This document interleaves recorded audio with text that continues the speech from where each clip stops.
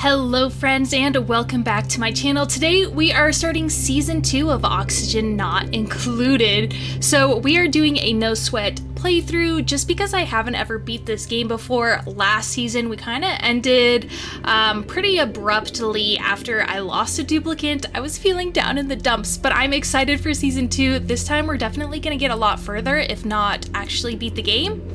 Fingers crossed that goes well. So starting off, I decided to pick these 3 duplicates for our game. First, we have Ren here, who has +8 construction. He does have a smaller bladder, however, he does have the night owl bonus. So once we can separate our teams into day and night, that'll definitely be useful. Plus that 8 construction for building is like, it's pretty nice. Next, we have Mima, who has +3 strength in tidying and +3 strength for supplying, and she's also a farmer, so she's going to handle our agriculture as well as digging and well, not digging, but supplying builds as well as tidying up our base, which tends to get dirty pretty easily. She is germ resistant, however, she is an unpracticed artist, so she's not good at creativity. We weren't gonna have her do that anyways, so it's fine. Next, we have Amari here, who is +2 to science, +2 to machinery, and +1 in medicine. He has an iron gut, which means he's immune to food poisoning, and he's also not great at animal husbandry, but since he's gonna be our doctor/scientist, I don't think that's gonna affect us necessarily. Finally, the name of our colony is going to be the Snugglybugs, so let's hit embark and start our journey on this new asteroid. Alert! I've awoken at the target location, but colonization efforts have already hit a hitch. I was supposed to land on the planet's surface, but became trapped many miles underground instead. Although the conditions are not ideal, it's an imperative that I establish a colony here and begin mounting efforts to escape. So if you have not played Oxygen Not Included before, let's hit pause on this really quickly. Basically, we have our colonist here stuck in the middle of an asteroid or a planet, and it's our job to escape the planet by harvesting the resources available to us. And we start off here in a pretty temperate biome, especially on this easy mode. If we turn on the temperature overlay, we can see that we are surrounded by some more hostile environments, including this unknown area, which with some lost research technologies. We have a natural gas geyser right here, so I think it's going to be very important. It looks like it is surrounded by abyssalite, so that's pretty good at keeping the heat in. However, we will need to get some insulated tiles in to prevent this temperature from slowly seeping into our temperate base. Looking around, we also have some more warm biomes all around us. This is granite, so not too great at keeping the heat in, as well as some igneous rock. And then we already have some melted igneous rock here. So we're definitely going to want to get our starting biome sealed away from the harsher elements so our dupes have a higher chance of surviving. We also see down here we have some water reserves already available to us, as well as a few natural foods, including muckroot and mealwood, which will help feed our colonies. And then looks like we only have this small little tiny thing of oxalite, which isn't great at all. So to start off, we have a couple things that we want to take care of. So our duplicates can reach up to 4 tiles above the base level to reach for like digging purposes. So we're gonna start spreading out this way, and we're also going to want to dig down as well to get a hold of this water. So let's start digging this way. We'll hit pause, and our duplicates are gonna start doing that right away. On the docket for the first things that we wanna do is go into our base and find ourselves an outhouse under the plumbing category, because our duplicates will need to use the restroom once a day. So by putting our restroom there, as well as going into our medicine tab and getting a wash basin set up, we can ensure that they keep sanitary, as well as have some place to go so they don't pollute our water tanks. We're also going to build a ladder up to here and use that to start harvesting this food. as well as building a ladder straight down to our water source. And if we want to be really safe, we can put a tile right here, and that is going to allow any spills or messes that happen in this area to not go into our water tank, because the last thing we want to do is have messes in our water. And we're also going to hit our harvest plants button, which is Y, and select all of the plants in the area to be harvested when they are ready to grow. We can change the priority of builds by clicking on the tile or the item and hitting the priority we want. Everything is set at a base priority of 5, but we can increase that to 6. We can also hit set priority right here with P, and then we can select things that we see are queued up and change it that way. By digging down, we're also creating a carbon dioxide sink. So as you can see, this is oxalite, which produces oxygen, and so it's making our area very breathable. However, once we go further down here, we have carbon dioxide, because of course your duplicates produce carbon dioxide by exchanging that for oxygen.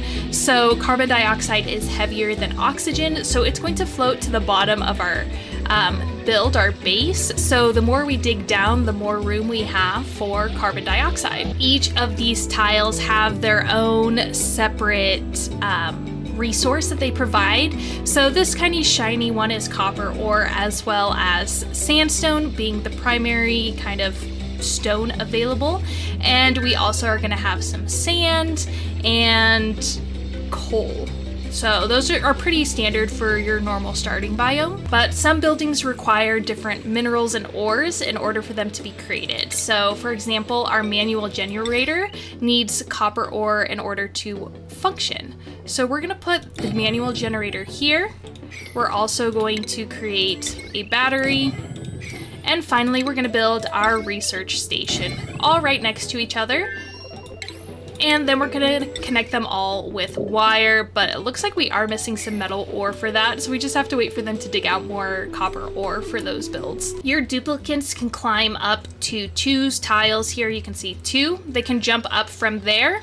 Anything further than that, you will need to build a ladder for it. So since we do need a couple copper ore, I am just gonna break into these. Before entering into a new biome like this, you wanna make sure that there's no funky gas. As you can see here, we got some oxygen and some carbon dioxide, so that's fine. But if we go into areas like down here, this is chlorine gas, and by releasing that into your base, it's a quick way to get your duplicates to die.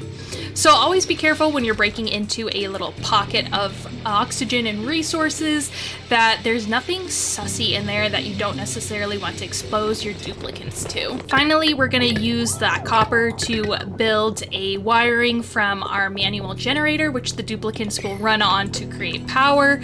That'll connect to a battery, which will then fuel our research station. Now that we have that up and running, let's go into our research tab, and we're gonna start off with basic farming. Getting food up and running. You know, we do have some food available. However, if we can control our own farming for our duplicates, that's just gonna mean they have a more reliable food source. And here they are making good use of the washrooms. They're gonna use the toilets, then they're going to wash their hands if they have germs on it heading this way, which they do. Washing her hands, then creates polluted water on this side of the tank. And then once her hands are clean, she's gonna go over here and eat some food in our ration box, or just hang out with Amari here. Now it's time for them to fall asleep. We don't have any cots built yet because I like to put cots and beds up at the top of the... He's sleeping right outside the toilet. That's so gross.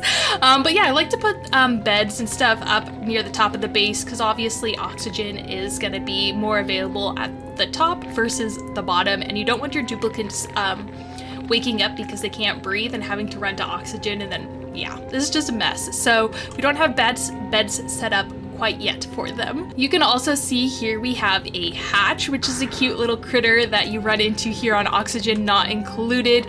This is a wild hatch, and basically he just consumes ore like sandstone or any of this stuff around here, and in return he will have a baby, which means they are going to be perfect for ranching. But right now he's not going to cause any damage. He just walks around. He's not necessarily hostile, and he's kind of cute. I actually have a hatch sticker over on my sticker shop if you haven't checked that out, because he's just one of the adorable wild creatures we have on this game. So all of our duplicates have the sore back debuff because they weren't sleeping in cots. It's gonna affect later on how quickly they move, which will be more important then, but as for now, having sore backs isn't the worst until we can continue to build upwards. But I do want to get research up and running because having research going all the time is the quickest way to ensure your dupes survive. So our duplicate ran on the manual generator. It's got this battery full of energy, so Amari here can continue to work on research while our other duplicates dig upwards. You can also see here our ox light is slowly deteriorating, so busting this open and getting access to the oxygen in here will help out as we're continuing to do research to get an oxygen diffuser. That's going to be next on our list. They're just giving each other little high fives for doing a good job. She grabbed some muck root. Mima grabbed some muck root and is putting it into our ration box. So our ration box has some nutrient bars and some muck root in it currently, and also doesn't have any germs, which is great. However, it is giving us the unrefrigerated symbol. Let's be sure to dig this out because it's currently blocking our wash basin and we don't want any germs to get into our base. So by making sure our wash basin is clear, we can ensure it does not, they can continue to wash their hands. And they completed the first research for food preparation. So let's go here into our refinement tab, click compost, and start building this with a higher priority than everything else. In order to clean out our toilets, our outhouse, it's going to produce polluted dirt. We can then take that polluted dirt, compost it into dirt, and then the toilet will remain clear and free for everybody to use. This is not a long-term solution, but at first it's pretty decent because is all we have. Later on, as we continue down our water technology, we'll be able to actually get this switched out for something that doesn't cause as much heat, because composting creates really hot dirt. And we don't want to warm up our base. Oh no, our hatch is drowning here in the water. That is unfortunate. There's nothing we can really do besides wrangle him and drop him off. However, we don't have husbandry unlocked, so if we just keep an eye on this hatch, we're gonna see something very sad happen. We're also gonna be putting our new ration box here down at the bottom of our base where it's full of carbon dioxide, because that's going to keep our food fresher longer, because it is gonna be a sterile environment, whereas oxygen is not very sterile and encourages... Oh, there he is. You can't see, but he turned into meat. He turned into fish. He turned into meat, which we will be able to use later on as barbecue. But for now, the meat's just gonna sit under here. But as we build this here, it's going to keep our food germ-free. Click on the ration box, hit all, and then we're going to deconstruct this ration box here that's surrounded by oxygen. They're going to then move the nutrient bars and muck root to this ration box. And as you can see here, our food is kept without any germs. Not that it had germs before. The next thing we want to do for our base is go ahead and start building some furniture, some cots, which I'm going to place right up here near the top of our base, and it's going to allow our duplicates, it looks like next cycle, since it is downtime, to be able to get a good night's sleep. As you can see here, they're just kind of sitting and waiting around in their downtime, just kind of looking at each other, wondering what their specialization's gonna be. And now they're just gonna fall asleep where they stand, because their cots aren't up and ready yet. Now that it is cycle 3, we do have our cot set up for them, plus an extra one in case we get a duplicate, but that's a little bit further off. We still have Amari here working on the tier 2 farming research. and I decided to go ahead and start getting our planter boxes up and running. We're going to be planting mealwood in there because mealwood does not require a light source to grow, which is very important since we don't really have lighting unlocked yet. So you need 1,000 calories a day to feed one duplicate, which means mealwood, which produces 600 calories through mealwood lice, doesn't quite cut it for duplicate. So we need about 2 mealwood plants to feed a duplicate every day. However, they only produce that every 3 days. However, we still have this natural area here with some naturally planted plants. So this will help subsidize our food and calorie income until we can get our hatchery, until we can start wrangling some animals and creating barbecue, which is a much better food source than meal lice. And since we completed our research, the next thing we want to do is get another one up and running. Next, we're going to head towards advanced research because that's something we'll need sooner rather than later. And we're also going to put in an oxygen diffuser right here with a wire. And this one oxygen diffuser should last for the amount of duplicates we have in our colony currently. And the reason we picked the oxygen diffuser over the algae terrarium is because the algae terrarium requires algae and water versus the oxygen diffuser just requires algae and power. So until we get our water source more settled in, this is going to be a great first option for you. Since we are building it near the printing pod, it does have light source, so if you wanted to do the algae because you had more water available than we currently have, probably do that. But since we don't have a lot of water here at the start quite yet, we're gonna go with the diffuser. And since we also finished that first round of research, we're gonna start putting farm tiles in here for the floor instead.